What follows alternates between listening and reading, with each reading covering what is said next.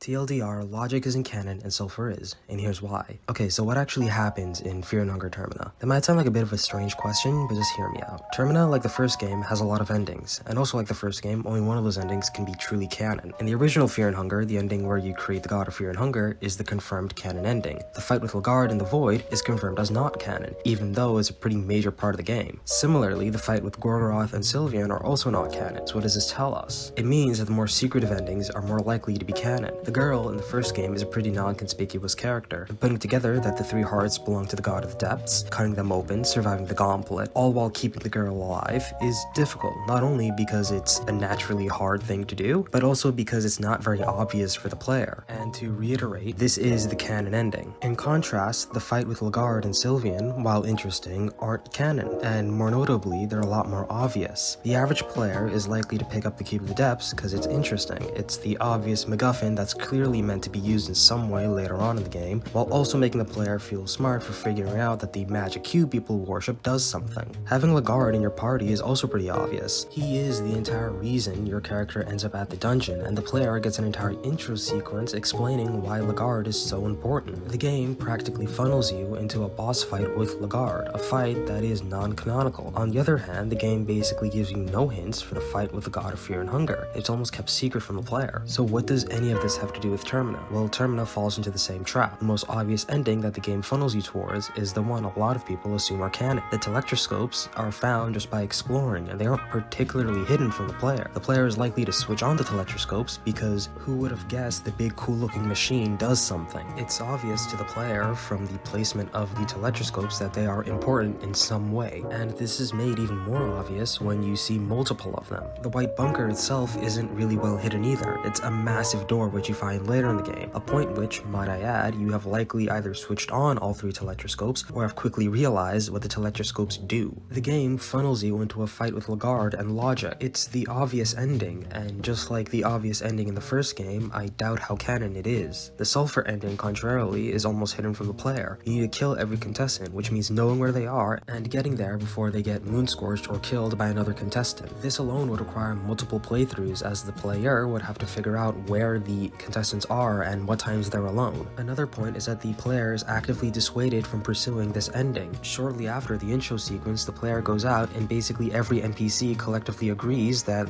they are not going to go through with the Termina Festival, and if the player does try to do so, they are arrested. While in the first game, the canonical ending was held back through its difficulty and esotericism, here the player is being overtly held back. To make more connections to the first game, Sulfur, just like the God of Fear and Hunger, has a post-battle ending monologue. Both of them are gods that are previously unknown for the player, and while there are hints to Sulfur in the game, these aren't obvious, instead acting more like foreshadowing, and I wouldn't be surprised if most people saw those as hints to Rher than they are to Sulfur. Those hints act more like foreshadowing, and later on as a form of dramatic irony, than any kind of hint of what the player is supposed to do. And finally, I'd like to bring up prophecy. In the first game, prophecy matters a lot. The girl has the prophecy of becoming the god of fear and hunger, and she canonically does. Lagard has a prophecy of his own, and he completes that too. Why would the player be exempt from fulfilling their prophecy as told to them? Anyways, that's it. That's the entire video. I hope you enjoyed me being wrong for 4 minutes.